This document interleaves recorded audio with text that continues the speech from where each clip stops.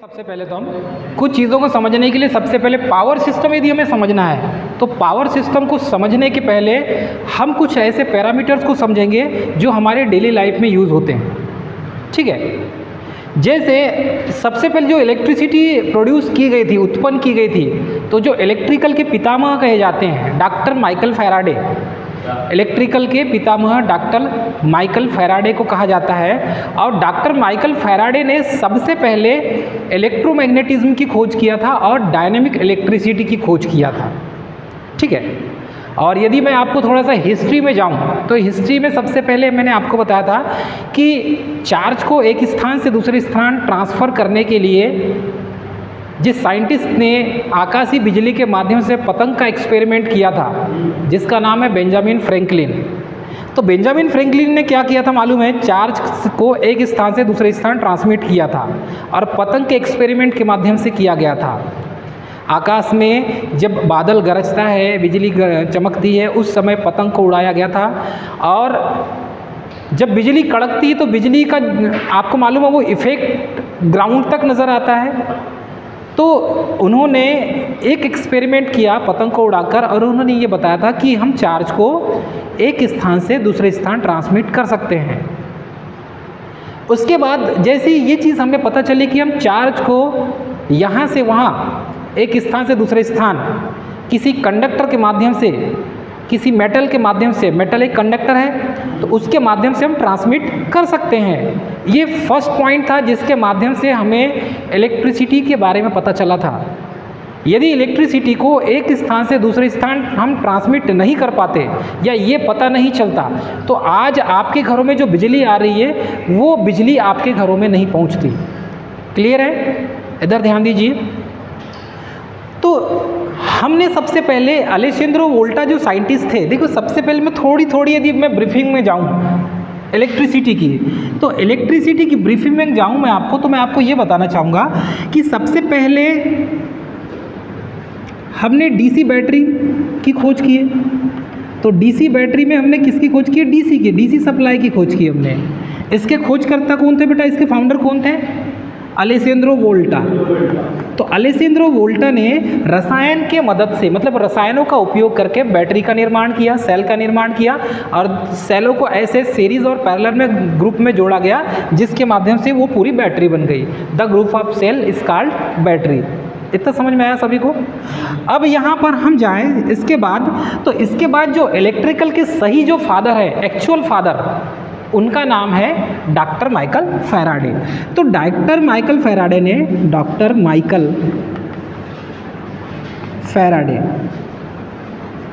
तो फैराडे ने Faraday's law दिया। आपको मालूम है फैराडेस लॉ?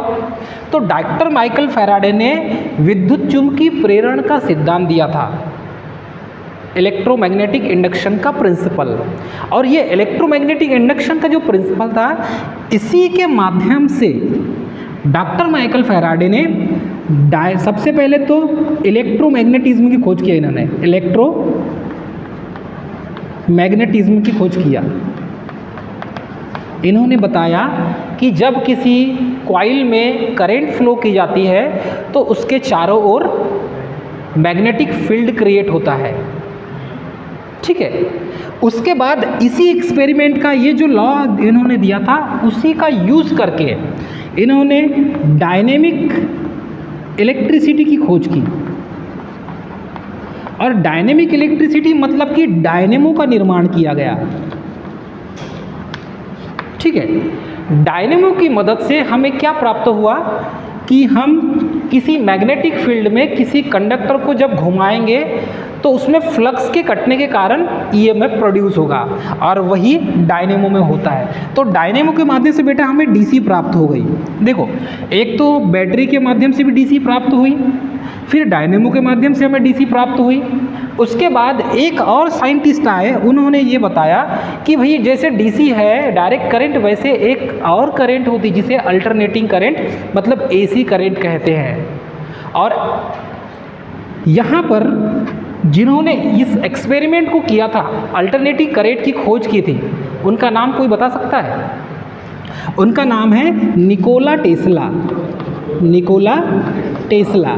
तो निकोला टेस्ला ने टेस्ला एक्सपेरिमेंट किया था। टेस्ला एक्सपेरिमेंट के माध्यम से ये पता चला कि जैसे डायरेक्ट करंट है वैसे एसी अल्टरनेटिंग करंट भी होती है, ये पता चला। तो निकोला टेस्ला ने किसकी खोज कर डाली बेटा? एसी की खोज कर डाली। अब जो चीज़ डीसी में नहीं होती वो चीज़ एसी में होती है। जैसे एसी में फ्रीक्वेंसी होती है, एसी में पावर फैक्टर होती है, डीसी में फ्रीक्वेंसी नहीं होती, पावर फैक्टर नहीं होता। तो अब देखो यहाँ से स्टार्टिंग कहाँ से हो बेटा? हिस्ट्री ऑफ इलेक्ट्रिसिटी में सबसे पहले मैंने आपको बताया था पतंग का एक्सपेरिमेंट किन्होंने किया था? नाम बताइए। पतंग का एक्सपेरिमेंट किन्होंने किया था? नहीं बेटा, अलेसेंद्रो वोल्टा ने बैटरी की खोज किया है। ठीक है, तो देखो यहाँ पर अलेसेंद्रो वोल्टा ने सबसे पहले डीसी बना लिए, उसके बाद हमारे पास डायनेमो बना, डायनेमो से भी डीसी प्राप्त कर लिए। फिर यही डायनेमो का जो प्रिंसिपल है, इसी प्रिंसिपल के तहत निकोला टेस्ला ने एक और एक्सपेरिमेंट किया जिसने अल्टरनेटिंग करंट की खोज कर डाली। तो अल्टरनेटिंग करंट के फाउंडर कौन है? एसी के फाउंडर कौन है? Nikola Tesla. टेस्ला एक्सपेरिमेंट इन्होंने किया और एसी की खोज कर ली है। अब बेटा ये जो अल्टरनेटिंग करंट है, यही अल्टरनेटिंग करंट को जनरेट करने के लिए अल्टरनेटर का निर्माण किया गया। अल्टरनेटर का निर्माण किया गया। तो अल्टरनेटर से हमें क्या प्राप्त होता है? एसी प्राप्त होता है। और जनरेटर से क्या प्राप्त होता है? डीसी प्राप्त होता है। अल्टरनेटर से, जनरेटर से। अब इसमें देखा गया कि क्या हम अधिकतम कितना डीसी वोल्टेज उत्पन्न कर सकते हैं। तो एक चीज़, एक पॉइंट आप याद रखेंगे बेटा, ये जो डायनेमो है, ये डायनेमो का बड़ा प्रारूप जो होता है, बड़ा साइज जो होता है, वो जनरेटर है। बेसिकली डायनेमो का बड़ा साइज क्या है? जनरेटर।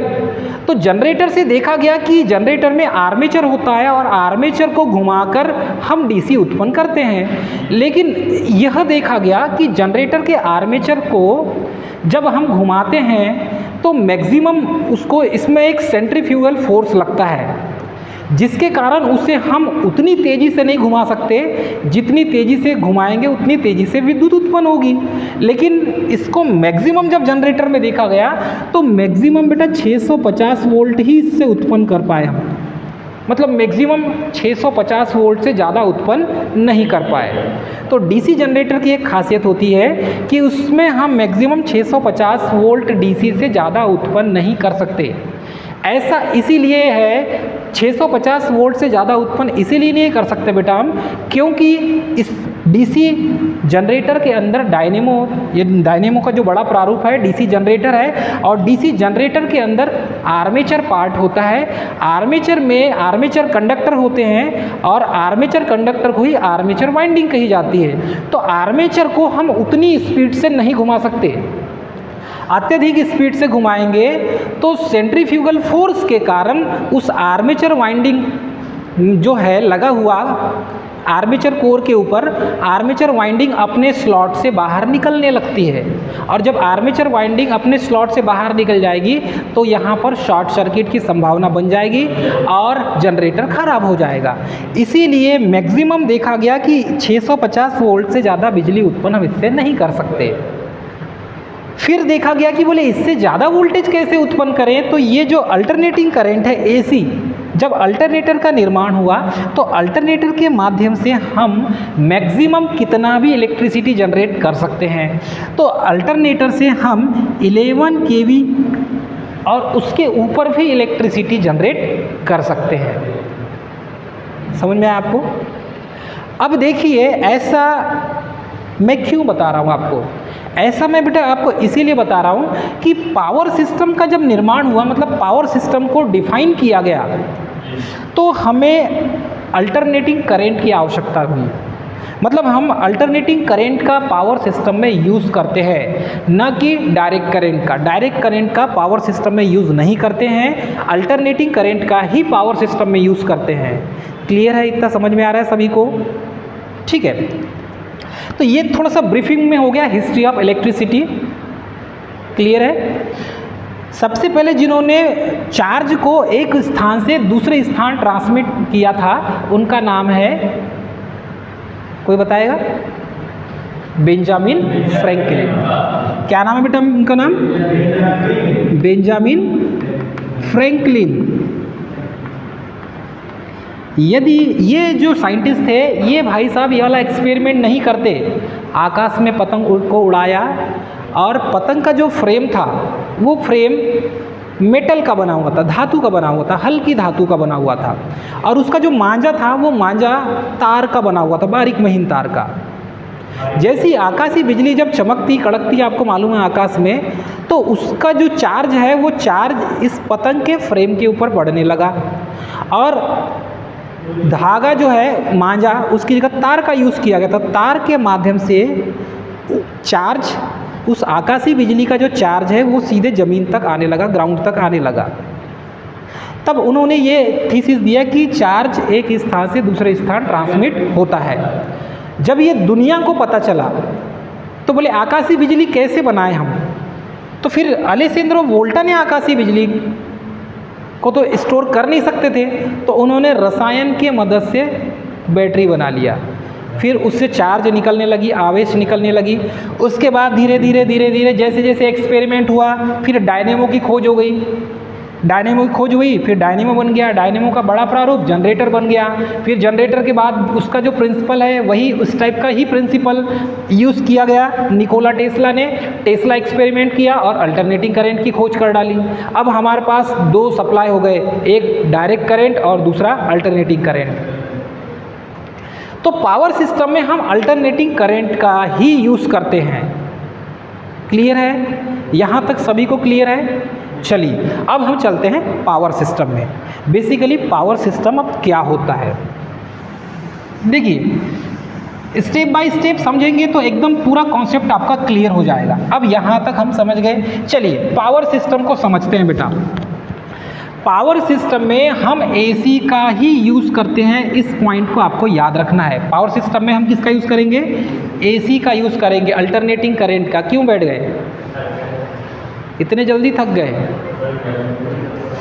पावर सिस्टम में किसका यूज़ करते हैं हम? अल्टरनेटिंग करंट का। पावर सिस्टम क्या होता है? ऐसा सिस्टम, देखो इसका डेफिनेशन को आप बहुत अच्छे से समझ जाएंगे, बहुत ईजी है। इलेक्ट्रिक पावर को जनरेटिंग स्टेशन से, जनरेटिंग स्टेशन मतलब जहाँ पर इलेक्ट्रिसिटी प्रोड्यूस होती है, जहाँ पर बिजली उत्पन्न की जाती है, उसे ही हम बिजली घर कहते हैं। क्या कहते हैं बेटा? बिजली घर। तो बिजली उत्पादन जो घर है, मतलब जो जनरेटिंग स्टेशन है, तो इलेक्ट्रिक पावर, अल्टरनेटिंग करंट की बात कर रहे हैं, इलेक्ट्रिक पावर को जनरेटिंग स्टेशन से कंज्यूमर, कंज्यूमर कौन है? आप और मैं कंज्यूमर है ना, ठीक है। तो कंज्यूमर को क्या कहा जाता है? उपभोक्ता। तो जनरेटिंग स्टेशन से कंज्यूमर मतलब उपभोक्ता तक पहुंचाने वाला सिस्टम, बेटा किसको पहुंचाएंगे हम? बिजली को। तो इलेक्ट्रिक पावर को जनरेटिंग स्टेशन से कंज्यूमर तक को पहुंचाने वाला जो सिस्टम होता है वो पावर सिस्टम कहलाता है। पावर सिस्टम को समझने के लिए इसके 3 पैरामीटर्स होते हैं, और 3 पैरामीटर्स बेटा यहाँ पर हैं। सबसे पहले देखेंगे आप जनरेटिंग, ठीक है, या आप बोल सकते हैं जनरेशन। दूसरा होता है ट्रांसमिशन, और तीसरा हो गया डिस्ट्रीब्यूशन।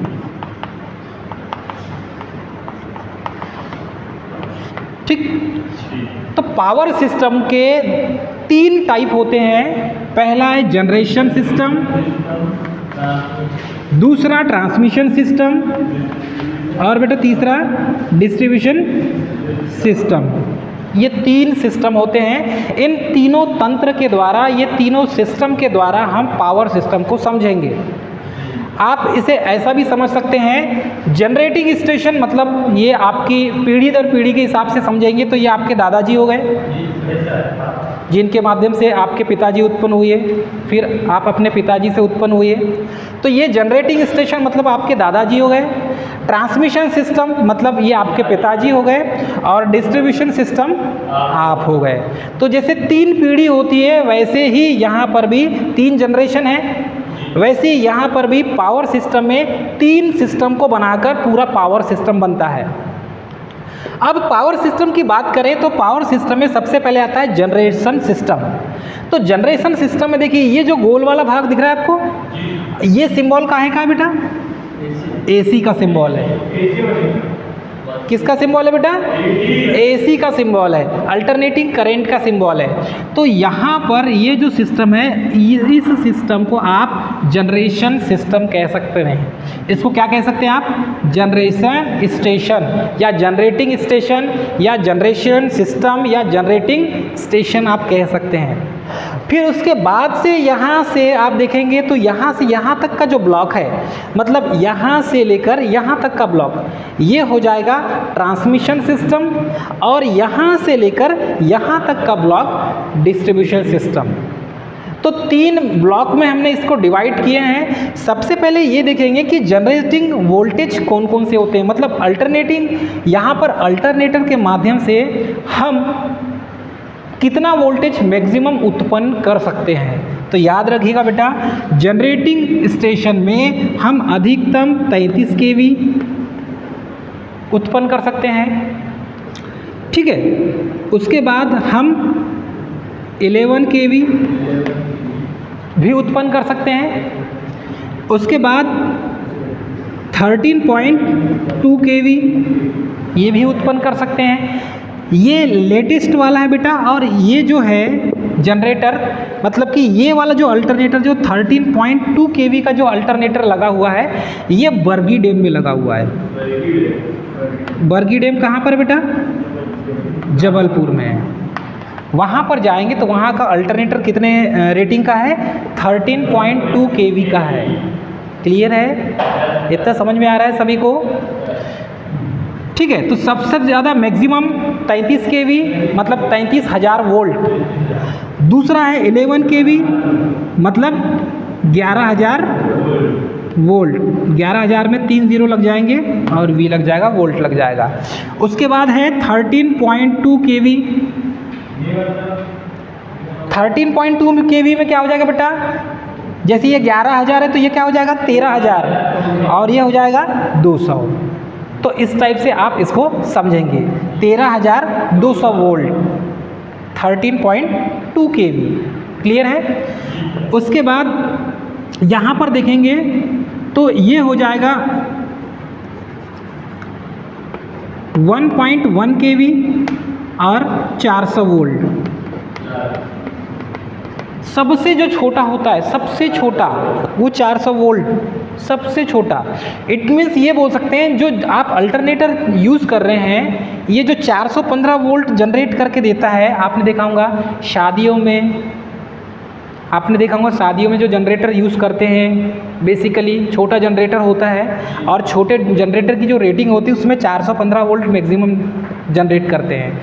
तो मैक्सिमम यहाँ पर देखेंगे 33 kV। इंडिया में 11 kV ही यूज़ किया जाता है। मैक्सिमम इंडिया में 11 kV ही जनरेशन पावर प्लांट से इलेक्ट्रिसिटी जनरेट की जाती है। 11 kV कितना करते हैं बेटा? 11 kV।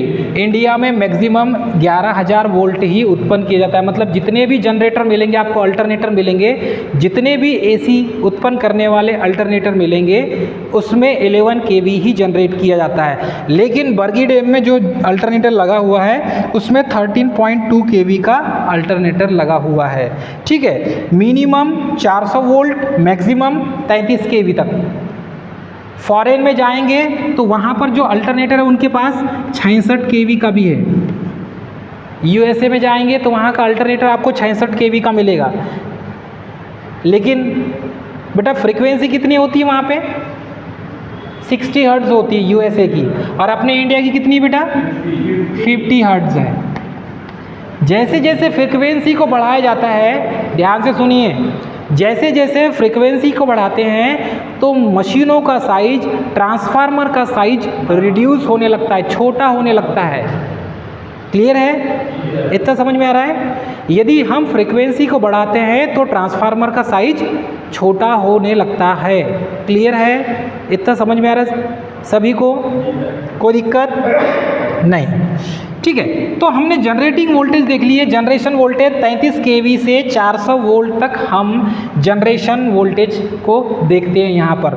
33 kV, ठीक है, 11 kV, 13.2 kV, 1.1 kV, 3.3 kV भी होता है। तो ये जनरेटिंग जो वोल्टेज है, ये जनरेटिंग वोल्टेज इस जनरेशन यूनिट से हम इतनी बिजली उत्पन्न कर सकते हैं। यहाँ पर 33 kV भी उत्पन्न कर सकते हैं, 11 kV भी उत्पन्न कर सकते हैं।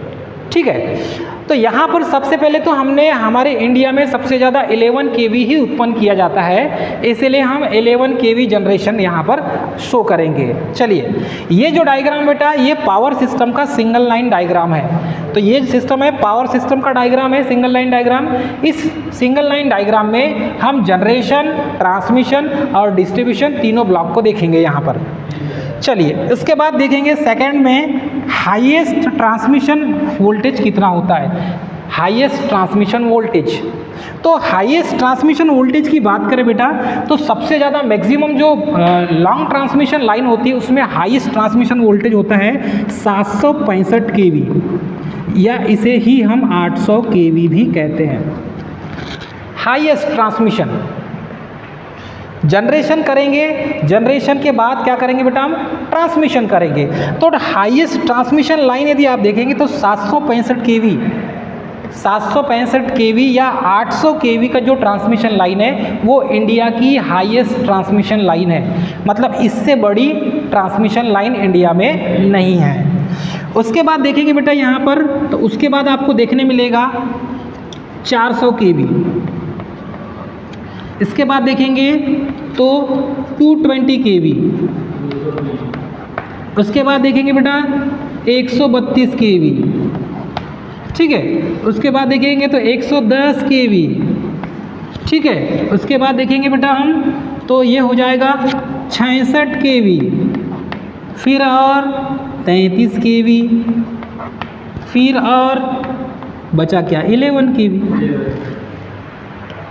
ठीक है, तो यहाँ से मैक्सिमम ट्रांसमिशन लाइन कितना बड़ा होगा, 765 kV का, फिर 400 kV का, फिर 220 kV का, 132 kV का, 110 kV का, 66 kV का, 33 kV का।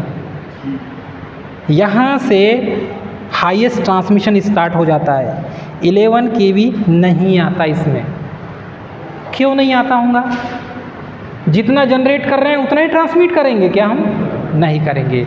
जनरेट कर रहे हैं, अब देखिए 33 kV कहाँ ट्रांसमिट किया जाता है, तो बेटा 33 kV लॉन्ग डिस्टेंस में कभी यूज़ नहीं करते।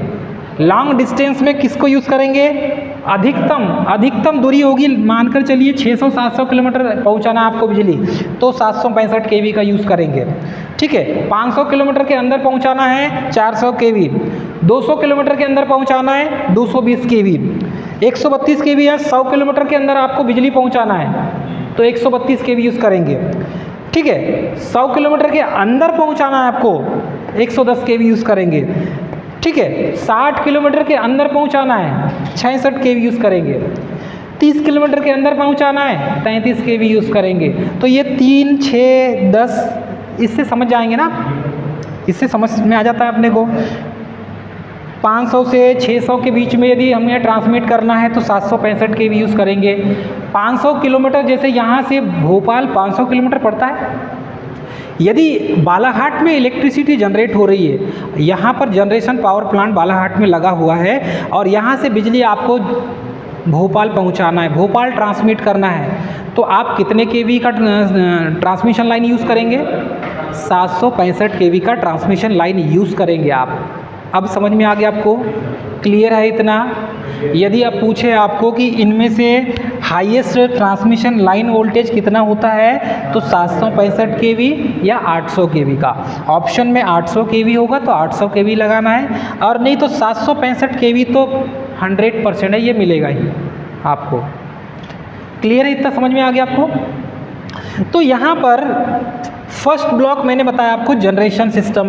तो जनरेशन सिस्टम में बेटा 11 kV से 33 kV, ठीक है। जनरेशन सिस्टम, यहाँ पर बिजली जो उत्पन्न करेंगे 33 kV, 11 kV, 13.2 kV, ठीक है, 1.1 kV और 400 वोल्ट, इतनी इलेक्ट्रिसिटी यहाँ पर जनरेशन स्टेशन में आप जनरेट कर सकते हैं। फिर उसी इलेक्ट्रिसिटी को आपको ट्रांसमिट करना है, तो ट्रांसमिट करेंगे। ट्रांसमिशन जो सिस्टम है ये हमेशा डिस्टेंस पर डिपेंड करता है, दूरी पर निर्भर करता है।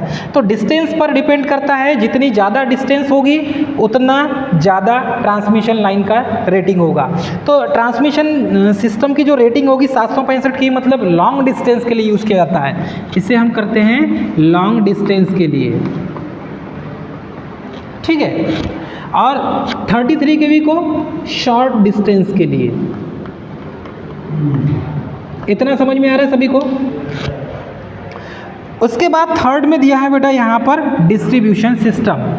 तो हमने सेकंड में देखा था हाईएस्ट ट्रांसमिशन लाइन। तो यहाँ से यहाँ तक का देखिए, इस ब्लॉक से लेकर इस ब्लॉक तक का, मतलब यहाँ से लेकर यहाँ तक का जो ब्लॉक है बेटा, प्राइमरी ट्रांसमिशन और सेकेंडरी ट्रांसमिशन, दो ट्रांसमिशन होते हैं। तो इसमें यहाँ पर देखेंगे तो इसको दो पार्ट में डिवाइड किया गया है। फर्स्ट पार्ट है प्राइमरी ट्रांसमिशन और सेकंड क्या है बेटा, सेकेंडरी ट्रांसमिशन, ठीक है। प्राइमरी ट्रांसमिशन और सेकेंडरी ट्रांसमिशन, इसे भी दो पार्ट में डिवाइड किया गया है। तो ट्रांसमिशन सिस्टम को हमने मैक्सिमम लॉन्ग डिस्टेंस में 765 kV यूज़ किए और कम डिस्टेंस में 33 किए। तो इसमें ट्रांसमिशन सिस्टम को भी प्राइमरी ट्रांसमिशन और सेकेंडरी ट्रांसमिशन दो पार्ट में डिवाइड किया गया है। चलिए अब हम चलते हैं ब्लॉक डायग्राम में। ब्लॉक डायग्राम में बेटा देखेंगे तो यहाँ से यहाँ तक तो ये जनरेशन सिस्टम हो गया। उसके बाद यहाँ पर देखिए ये इस टाइप का कुछ डायग्राम बना हुआ है, इसे क्या कहते हैं बेटा, ये ट्रांसफार्मर का डायग्राम है। ये क्या है ट्रांसफार्मर। तो इसमें जो ट्रांसफार्मर लगेगा, ट्रांसफार्मर का काम होता है कि वोल्टेज को बढ़ाना, वोल्टेज को घटाना। तो जब हम यहाँ पर 11 kV जनरेट करेंगे तो 11 kV को हमें ट्रांसमिट करना है, तो वोल्टेज को हमें बढ़ाना होगा। वोल्टेज बढ़ाने का काम कौन करता है, ट्रांसफार्मर करता है। तो ट्रांसफार्मर के माध्यम से वोल्टेज को हम इंक्रीज करेंगे। तो देखिए यहाँ पर जो ट्रांसफार्मर यूज किया जाएगा वो डेल्टा स्टार कनेक्शन का होगा। यहाँ पर ट्रांसफार्मर कौन सा बेटा, डेल्टा, हाँ डेल्टा स्टार कनेक्शन का होगा। तो इसकी प्राइमरी, ये जो डेल्टा लिखा है बेटा ये प्राइमरी डेल्टा है और सेकेंडरी क्या है, स्टार में है। कुछ समझ में आ रहा है? इस ट्रांसफार्मर, ये जो ट्रांसफार्मर कैसा ट्रांसफार्मर है, स्टेप अप ट्रांसफार्मर है, स्टेप अप ट्रांसफार्मर है। तो स्टेप अप ट्रांसफार्मर का काम होता है बेटा, ये स्टेप अप ट्रांसफार्मर 11 kV को 132 kV में कन्वर्ट करेगा। क्लियर है? जब 11 kV को 132 kV में वोल्टेज को स्टेप अप करेगा उस समय ट्रांसफार्मर किस टाइप का होगा, डेल्टा स्टार। ट्रांसफार्मर किस टाइप का होगा, डेल्टा स्टार टाइप का होगा। और जब डेल्टा स्टार टाइप का ट्रांसफार्मर होगा तो ये जो पहला ट्रांसफार्मर है ये प्राइमरी ट्रांसमिशन के लिए डेल्टा स्टार ट्रांसफार्मर ही यूज़ किया जाता है। ये एग्जाम में पूछा भी जाता है। फिर आगे बढ़ेंगे तो ये दूरी के हिसाब से बढ़ेंगे, तो यहाँ से यहाँ तक का जो सिस्टम होता है यही प्राइमरी ट्रांसमिशन कहलाता है। यहाँ से यहाँ तक का जो डिस्टेंस है यही प्राइमरी ट्रांसमिशन कहलाता है। और प्राइमरी ट्रांसमिशन के बाद जब आप पहुँचेंगे तो सेकेंडरी ट्रांसमिशन में पहुँचेंगे। और जब सेकेंडरी ट्रांसमिशन में पहुँचेंगे तो सेकेंडरी ट्रांसमिशन में भी ट्रांसफार्मर का यूज़ करना होगा। तो यहाँ पर दूसरा जो ट्रांसफार्मर यूज़ कर, देखो पहला ट्रांसफार्मर तो यहाँ हो गया, ये दूसरा ट्रांसफार्मर है। तो दूसरा जो ट्रांसफार्मर होगा ये दूसरा ट्रांसफार्मर स्टार डेल्टा टाइप का होगा। तो यहाँ पर जो सेकेंडरी ट्रांसमिशन में जो ट्रांसफार्मर यूज़ करेंगे वो स्टार डेल्टा टाइप का होगा, स्टार डेल्टा टाइप का होगा। तो यहाँ पर देखेंगे आपको साफ साफ देखने मिल रहा है इस ब्लॉक डायग्राम में कि यहाँ पर जो सेकेंड ट्रांसफार्मर लगा हुआ है ये डेल्टा स्टार टाइप का है। मतलब डेल्टा में ये स्टार डेल्टा का है, सॉरी स्टार डेल्टा का है। तो ये स्टार कनेक्शन प्राइमरी साइड की वाइंडिंग का होगा और डेल्टा कनेक्शन सेकेंडरी साइड की वाइंडिंग्स का होगा। क्लियर है? इधर ध्यान दो। अब यहाँ पर ये प्राइमरी ट्रांसमिशन है और दूसरा ट्रांसफार्मर जो लगाए वो सेकेंडरी ट्रांसमिशन है। तो इसमें क्या करते हैं बेटा, हम यहाँ पर प्राइमरी ट्रांसमिशन में 11 केवी को 132 केवी में कन्वर्ट किए थे हमने, ट्रांसफार्मर के माध्यम से वोल्टेज को बढ़ा दिए, 132 केवी हो गया। अब सेकेंडरी ट्रांसमिशन में हम उसी वोल्टेज को घटाएंगे। तो यहाँ पर कितना हो गया, 132 केवी। ये दूरी मानकर चलिए यहाँ पर ये 100 किलोमीटर की दूरी हो गई। यहाँ दूरी कितनी थी, डिस्टेंस कितना था, 100 किलोमीटर का। अब 100 किलोमीटर दूरी के बाद जब ट्रांसफार्मर मिलेगा, एक सब स्टेशन है, देखो पहला सब स्टेशन प्राइमरी ट्रांसमिशन का पहला सब स्टेशन है। फिर आगे बढ़ेंगे, 100 किलोमीटर की दूरी जब तय करेंगे, टावर के माध्यम से बिजली पहुंचेगी तो सेकेंडरी ट्रांसमिशन सब स्टेशन में पहुंचेंगे और सेकेंडरी ट्रांसमिशन सब स्टेशन में दूसरा ट्रांसफार्मर लगा होगा, इसे हम पावर ट्रांसफार्मर के नाम से भी जानते हैं। तो यहाँ पर 132 केवी का जो ट्रांसमिशन लाइन था, अब यहाँ पर ट्रांसफार्मर के माध्यम से स्टेप डाउन ट्रांसफार्मर का हम यूज़ करेंगे। ट्रांसफार्मर कौन सा यूज़ करेंगे बेटा, स्टेप डाउन ट्रांसफार्मर यहाँ पर यूज़ करेंगे। ये 132 केवी को 33 केवी में कन्वर्ट कर देगा, 132 केवी को 33 केवी में कन्वर्ट कर देगा। तो ये जो सिस्टम होता है ये सेकेंडरी ट्रांसमिशन सब स्टेशन कहलाता है।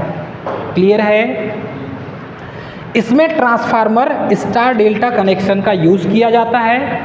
अब यहाँ पर जो 132 केवी लाइन थी वो अब 33 केवी लाइन में कन्वर्ट हो गई। इधर ध्यान दीजिए, ठीक है। 132 केवी ट्रांसमिशन लाइन अब स्टेप डाउन ट्रांसफार्मर का यूज़ करके जो स्टार डेल्टा कनेक्शन का ट्रांसफार्मर है, अब यहाँ पर 33 केवी हो गई। मतलब यहाँ पर अब इस फीडर में कितने लाइन बिजली मिलेगी, 33 केवी। अब 33 केवी हो गई। अब यहाँ पर जैसे पहुँचेंगे आगे तो यहाँ पर इस फीडर को 3 पार्ट में डिवाइड कर दिया गया है। पहला पार्ट है ये, दूसरा ये वाला हो गया और तीसरा ये वाला हो गया। ये 3 पार्ट में इसको हमने डिवाइड कर दिए। ऐसा क्यों करते हैं, उसके पीछे रीज़न है। ऐसा इसीलिए किया जाता है, कोई इंडस्ट्रीज़ लगाया, किसी ने इंडस्ट्रीज लगाया होगा तो उसको भी पावर की आवश्यकता होगी। मानकर चलिए आपका पोहा मिल है, किसी का प्लास्टिक मिल है, प्लास्टिक कंपनी किसी की, तो पोहा मिल वाले को भी सप्लाई चाहिए, प्लास्टिक कंपनी को भी सप्लाई चाहिए, और कोई छोटी मोटी और कंपनी होगी उसको भी सप्लाई चाहिए।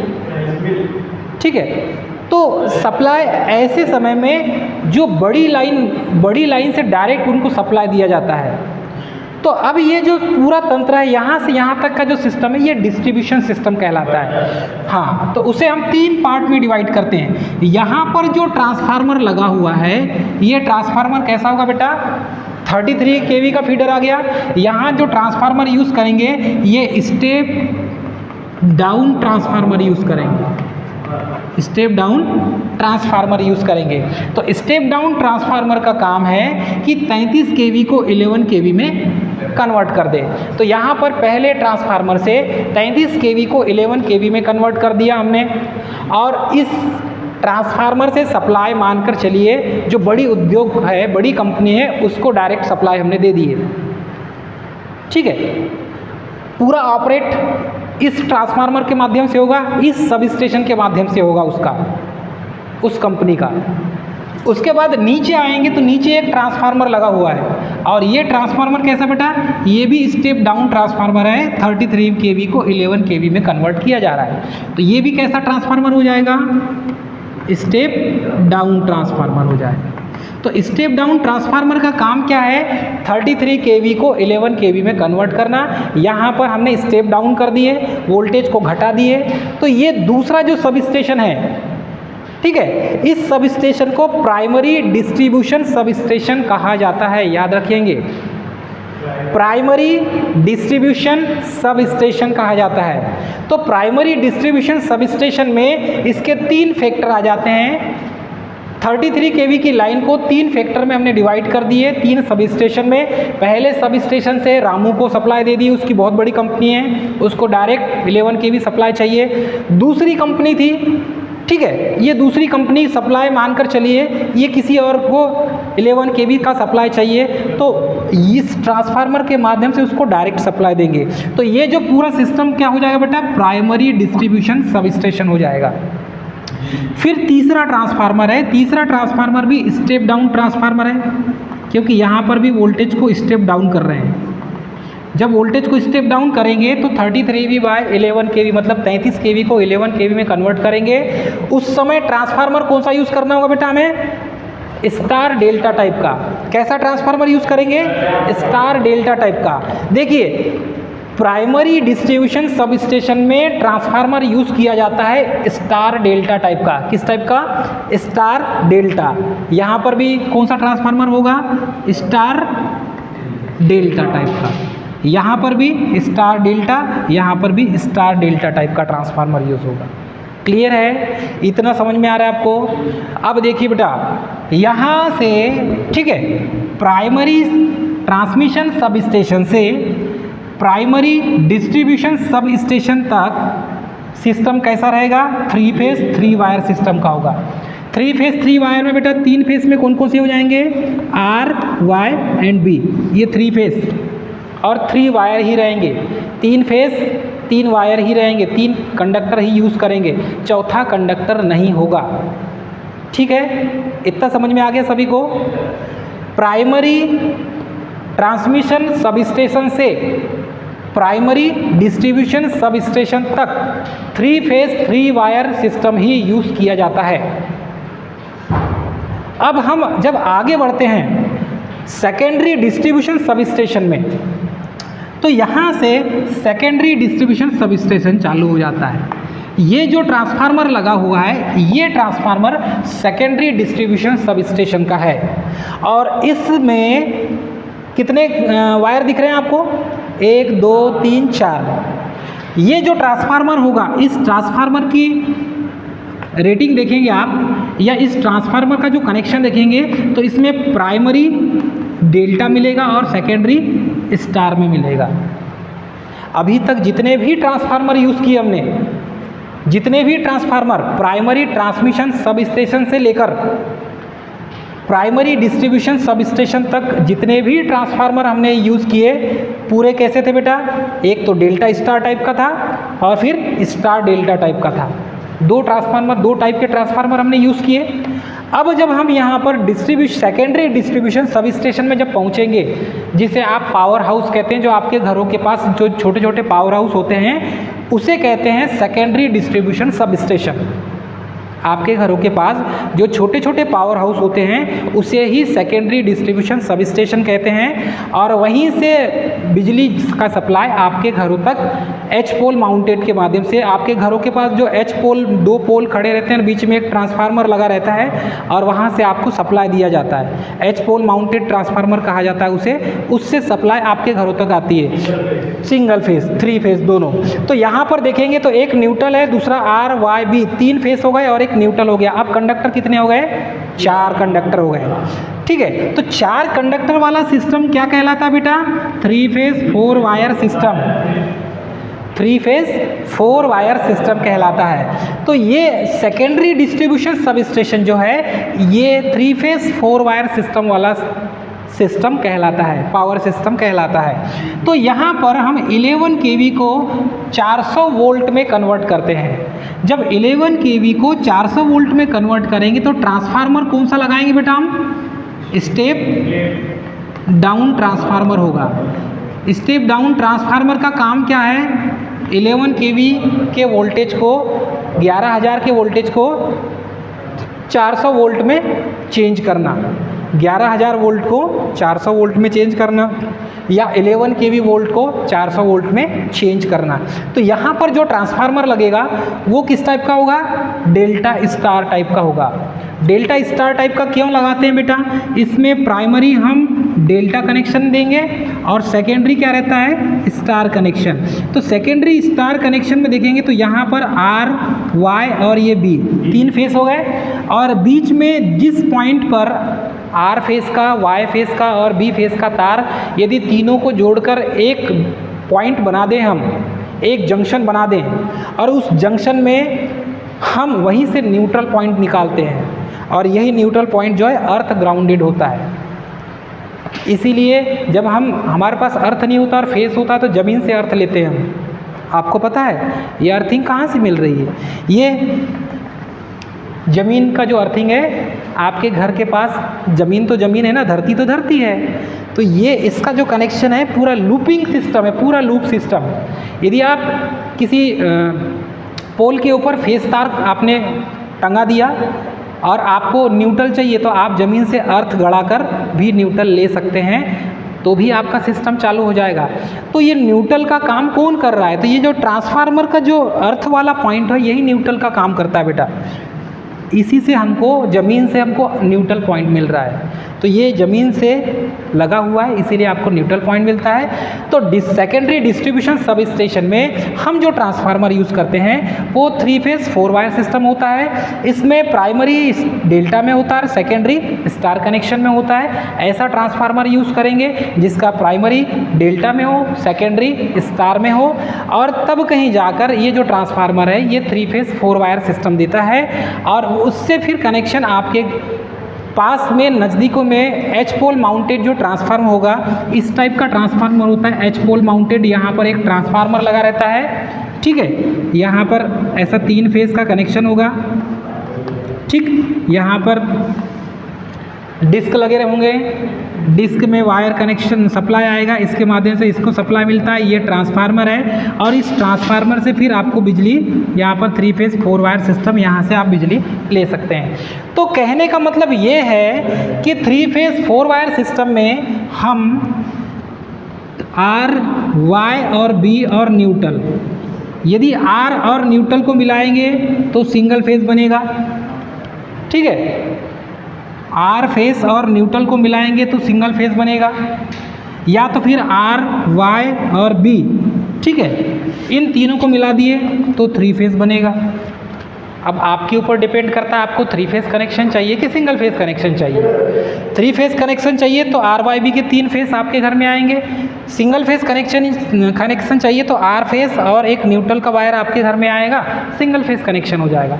तो इस तरीके से पावर सिस्टम को हम जनरेशन, ट्रांसमिशन और डिस्ट्रीब्यूशन से एक्सप्लेन कर सकते हैं, समझ सकते हैं। ये समझाना बहुत ज़रूरी था क्योंकि एग्ज़ाम में ये 10 नंबर का क्वेश्चन आता है। यहाँ से बहुत सारे ऑब्जेक्टिव क्वेश्चन भी पूछे जाते हैं, कुछ MCQ के फॉर्म में क्वेश्चन आते हैं। तो पावर सिस्टम मैं समझता हूँ आपको समझ में तो ज़रूर आ गया होगा। पावर सिस्टम में 3 पार्ट में इसको डिवाइड किए हैं, जनरेशन, ट्रांसमिशन और distribution. Generating voltage, transmission voltage और डिस्ट्रीब्यूशन वोल्टेज, तीनों की जो वोल्टेज रेटिंग है ये भी याद रखेंगे, एग्ज़ाम में पूछे जाते हैं, ठीक है। तो आज के लिए हम इतना ही, आज की क्लास में हम इतना ही पढ़ेंगे। मिलते हैं नेक्स्ट क्लास में। जय हिंद।